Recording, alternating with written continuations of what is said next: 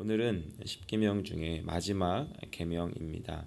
이 10번째 이 계명은 앞에 있는 9번째 계명과 다른 것이 하나 있다면 1계명부터 9번째 계명까지는 하나님께서 해라, 하지 말아라 라고 하는 어떤 실제적인 행동에 대해서 말씀하신 것이라면, 이 마지막으로 함께 나눈 이 10번째 계명은 어떤 행동이 아니라 이 마음에 대해서 말씀하고 있다는 것입니다. 탐내는 그 마음에 대해서 하나님께서 어떻게 다스려야 하는가라고 우리에게 가르쳐 주고 계시다는 겁니다. 그러면서 이렇게 시작합니다. 내 이웃의 집을 탐내지 말아라. 원래 성경의 말씀은 탐내지 말아라 라고 하고 난 후에 뒤에 이웃의 집과 이웃의 아내나 이렇게 뒤에 나오게 됩니다. 여기서 이 탐내다라고 하는 것은 히브리어로 타모드라고 하는 이 원어를 사용하고 있는데, 이것은 욕심, 탐욕, 내가 그것을 강력하게 즐거워하는 마음이라는 뜻을 가지고 있습니다. 다시 말해서 다른 사람이 가지고 있는 집과 아내, 그리고 남종, 여종, 그리고 소나 나귀, 이런 것들을 탐내지 말라는 것입니다. 오늘 말로 바꿔보면 이런 것 같습니다. 다른 사람이 가지고 있는 멋진 집에 대해서, 다른 사람이 타고 다니는 자동차나 다른 사람이 입고 있는 옷이나 들고 다니는 가방이나 그 집에 있는 가구나 여러 가지의 것들, 이런 것들로 우리가 바꾸어 말할 수 있을 것 같습니다.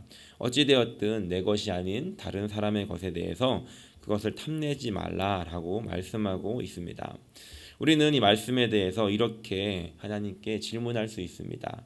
15절 8번째 계명에 보면 하나님께서 도둑질하지 말아라 라고 말씀하셨습니다. 다시 말해서 하나님께서 도둑질을 하지 말라고 하셨으니 우리가 다른 사람의 것을 가져오거나 훔쳐오지 않으면 그러면 되는 거 아닙니까? 라고 다시 질문할 수 있다는 겁니다. 그런데 하나님께서 말씀하시는 것은 아니다. 그것을 직접 가지고 오는 것도 도둑질이라 안 되지만 그것에 대한 탐욕을 품는 것, 욕심을 갖는 것도 그 마음도 안 된다라고 말씀하고 계시다는 겁니다. 그렇다면 하나님께서는 왜 이렇게 말씀하시는 것일까? 야고보서 1장 15절 말씀을 통해서 우리가 한 가지 하나님의 뜻을 알 수 있는데, 야고보서 1장 15절 이렇게 기록합니다. 함께 읽어보겠습니다. 욕심이 잉태한즉 죄를 낳고 죄가 장성한즉 사망을 낳느니라. 욕심이라고 하는 것을 가지면 그것에서부터 죄가 생겨나게 되고, 그 죄는 결국 죽음을 가지고 온다는 것입니다. 우리의 마음의 품은 그 욕심의 마음이 우리가 죄를 짓게 하기 때문에 그 마음부터 우리가 다스릴 수 있어야 한다라고 말씀하고 계시다는 겁니다. 그렇다면 우리는 이런 질문을 또 해볼 수 있습니다. 정말로 갖고 싶어 하는 마음, 그 욕심의 마음이 컨트롤이 되는가 하는 것입니다. 여러분들께도 질문해보고 싶습니다. 욕심이라고 하는 그 마음이 잘 다스려지게 되는가라고 하는 것이죠. 무엇인가를 갖고 싶어 하는 마음이 잘 컨트롤되지 않는다는 겁니다. 비록 이것은 우리가 손에 잡히는 것, 우리가 실제로 무엇인가를 소유하고 누리는 것뿐만이 아니라 우리가 성공하고 싶은 마음, 또 누군가로부터 사랑을 받고 싶어 하는 마음, 또 인정을 받고 싶어 하는 마음, 여러 가지 내가 가지고 있지 않은 것에 대해서 강력하게 소원하는 그 마음들까지도 우리가 이 범주 안에 집어넣을 수 있다는 것입니다. 그렇다면 또 한 가지 생각해 볼 수 있죠. 내가 그렇다면 머릿속으로, 마음속으로 나는 안 갖고 싶다, 나는 안 갖고 싶다라고 하면 이 안 갖고 싶은 마음이 생기냐는 겁니다. 다시 말해서 나는 갖고 싶지 않아라고 하면 우리가 갖고 싶어 하는 것들이나 열망하는 그 마음이 없어지게 되지 않더라는 겁니다. 오히려 더 많이 생각나게 된다는 것이죠. 만약에 우리가 어느 것도 갖고 싶은 것이 없다라고 하는 사람이 있다라고 한다면 둘 중에 하나라고 합니다. 하나는 뭐냐면 나를 속이고 있거나, 또 하나는 우울증이거나 라고 하는 것이죠. 우울증에 걸린 사람의 특징은 원하는 게 아무것도 없어진답니다. 반대로 우리가 생각하는 것과 반대로 아무것도 갖고 싶은 마음과 열망하는 마음이 없다라고 하는 것은 그 마음의 어떤 상처나 병들로 인해서 그런 일들이 일어날 수 있게 된다는 것이죠. 어떻게 보면 우리가 무엇인가를 갖고 싶어 하는 마음과 또 열망하는 것은 우리가 사람이기 때문에 지극히 정상적이고 당연한 일처럼 생각이 되더라는 겁니다. 그런데 하나님께서는 그것에 대해서 탐심을 갖지 말라라고 말씀하고 있다는 겁니다. 그래서 우리는 이 두 가지의 마음이 부딪히게 됩니다. 하나님께 이렇게 질문할 수 있습니다. 제가 갖고 싶은 게 있는데 그럼 그건 죄인가요? 그것에 대해서 기도하면 안 되나요? 라고 질문할 수 있다는 것이죠. 어떻게 보면 갖고 싶어 하는 그 마음이 본능적인 것인데 어린아이도 갖고 싶어 하는 것이 있다면 이렇게 우는 것이 어떻게 보면 인간의 본능적인 모습일 텐데 우리가 이것에 대해서 어떻게 다스릴 수 있습니까? 라고 하나님께 질문할 수 있다는 것입니다. 그래서 우리는 이 말씀을 다시 한번 기억하며 두 가지를 생각해 보려고 합니다. 첫 번째는 내가 원하는 것 그리고 탐욕이라고 하는 것에는 기준이 분명히 있어야 한다는 것입니다.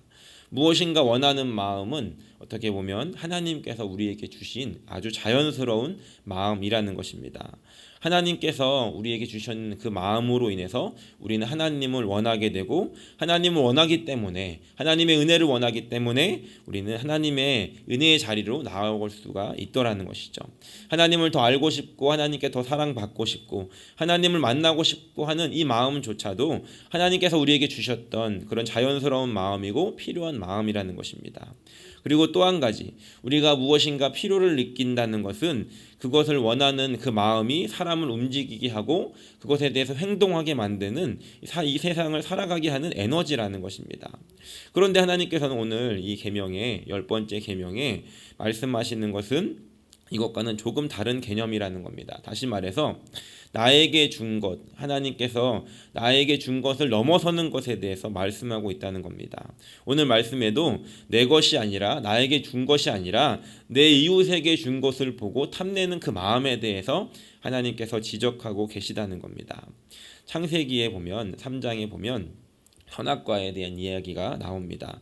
특별히 3장 6절에 보니까 이렇게 기록을 하고 있는데 여자가 그 나무를 본즉 먹음직도 하고 보암직도 하고 지혜롭게 할 만큼 탐스럽게도 한 나무인지라 라고 하면서 이 선악과를 바라보았던 이 하와의 마음의 상태를 기록하고 있습니다.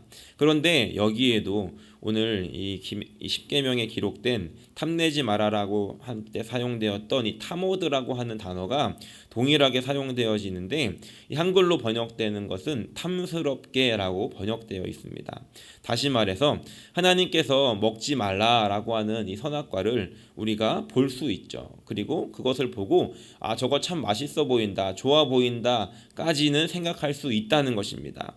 그런데 문제는 하와가 품었던 그 마음은 저것을 먹으면 지혜롭게 할 만큼 탐스러워 보인다라고 하는 것에서부터 문제가 생겼다는 겁니다. 하나님을 넘어서고 싶은 마음, 내가 하나님이 되고 싶은 마음, 나도 하나님처럼 지혜롭게 되고 싶어 하는 그 마음이 바로 탐욕이었다는 겁니다. 조금 더 쉽게 말하면 하나님 내가 저것을 원합니다. 갖고 싶습니다. 이것이 아니라 하나님을 넘어서서 나는 무조건 저것을 가질 거니까 하나님 날 내버려 두세요 라고 하는 그 마음이 탐욕이라는 겁니다. 하나님 안에서 구하는 것이 아니라 그것을 넘어서서 하나님이 주시지 않는다면 내가 스스로 갖겠어 라고 하는 그 마음이 탐욕이라는 것입니다. 하와는 그 나무 열매를 보고 좋아 보였습니다. 그런데 또 한 가지의 마음은 그것을 하나님께서 나에게 주신 것이 아니라는 것도 알았습니다. 그런데 하와는 어떻게 했습니까? 하나님께서 나에게 주시지 않는다? 그러면 내가 스스로 갖지 뭐 라고 하면서 그 하나님께서 주신 그 선을 뛰어넘었다는 것입니다. 그래서 우리는 이렇게 정리할 수 있을 것 같습니다. 우리가 원하는 것이 있다라고 한다면 그것을 하나님 안에서 해결할 수 있어야 한다는 겁니다. 하나님 안에서 해결하려고 하는 것은 괜찮은 것 같습니다.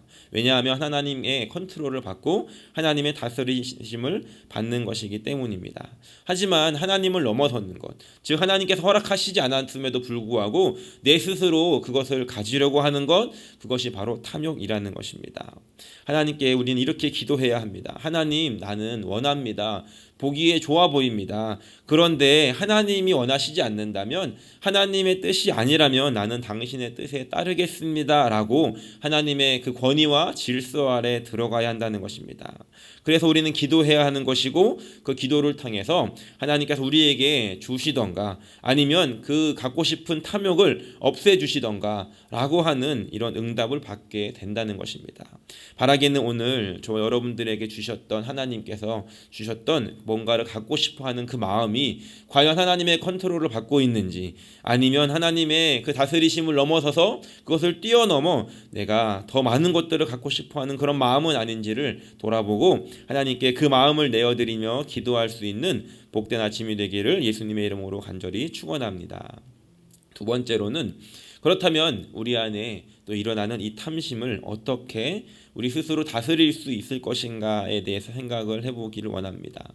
사람은 만족하며 살 수 있는가라고 하는 질문을 던질 수 있을 것 같습니다.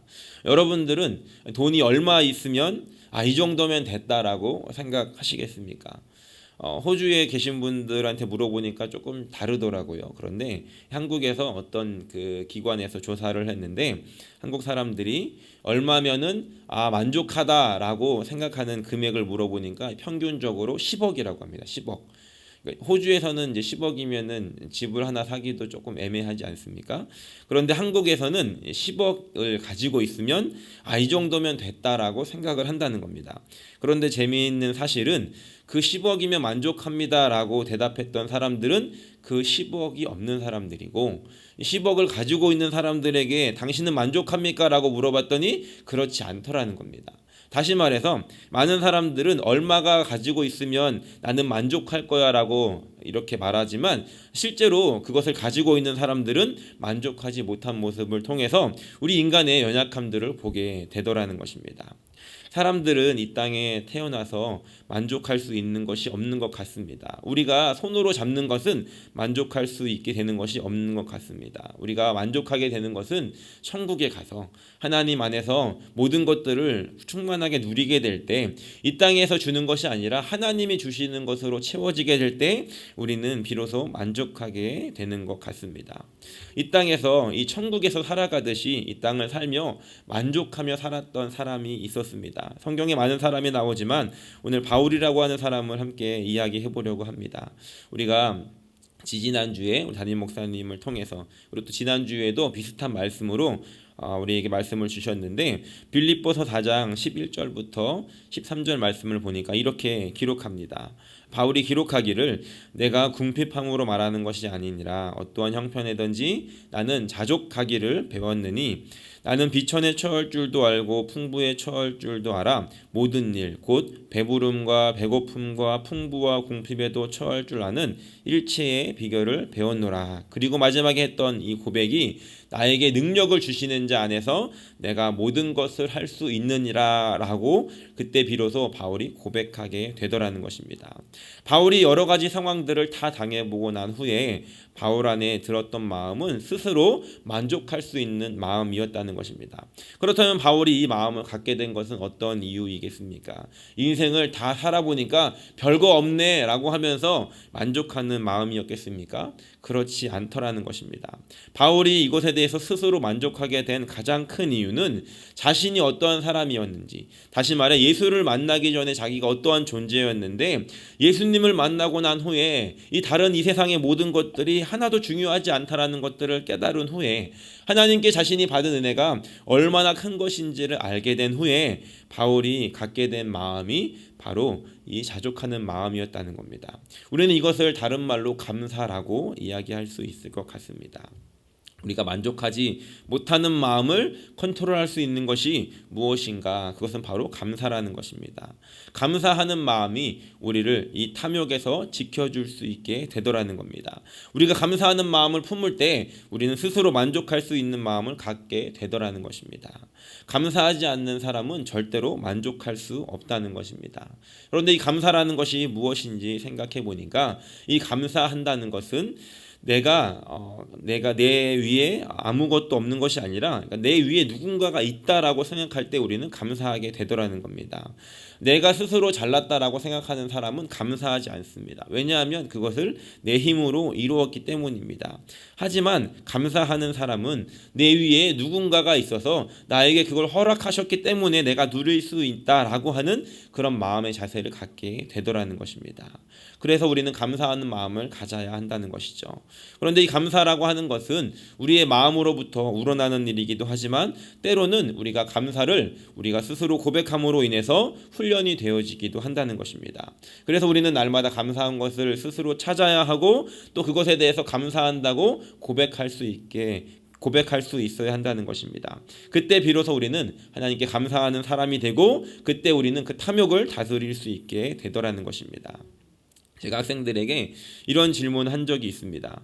호주에 살고 있는 것이 좋으니 나쁘니? 라고 이제 질문을 했는데 그 아이들은 대부분 호주에서 이제 태어나서 아니면 어렸을 때부터 자랐던 아이들입니다. 그런데 한 반반 정도 손을 들더라고요. 그래서 제가 이렇게 이야기했습니다. 그러면은 우리 호주에 사는 것을 별로 좋아하지 않는 친구들은 다른 나라 한번 같이 가보자. 우리 이제 선교 가서 바누아투도 가보고 피지도 가서 사람들이 어떻게 살아가고 있는지 한번 가보자라고 이야기를 했던 적이 있습니다. 우리의 마음과 우리의 생각을 조금 바꿨으면 좋겠습니다. 하나님께서 이 땅에 살아가고 있게 하신 것이 얼마나 감사한 것인지, 하나님께서 나에게 주신 것, 하나님께서 나에게 허락하신 것이 얼마나 감사할 것이 많은지 우리가 그것을 돌아보게 될 때 우리는 감사할 수 있게 되고 그것에 대해서 우리에게 주시지 않는 것에 대한 탐욕의 마음을 다스릴 수 있게 되더라는 것입니다. 바라기는 오늘 우리가 함께 기도하며 우리가 오늘 감사할 것이 무엇인지를 함께 찾아보고 고백하는 날이 되시기를 간절히 축원합니다.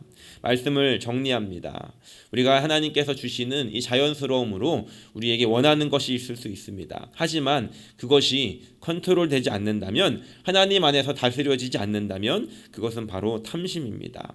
하나님께서 나에게 주신 것을 우리가 보며 감사하는 마음을 갖고 또 우리의 마음을 지킬 수 있는 저 여러분들이 되시기를 간절히 축원합니다. 없는 것에 집중하는 것이 아니라 하나님께 구하되 바른 것을 구하며 이미 충분히 주신 것에 감사하며 오늘 하루를 살아갈 수 있는 저 여러분들이 되시기를 예수님의 이름으로 간절히 축원합니다.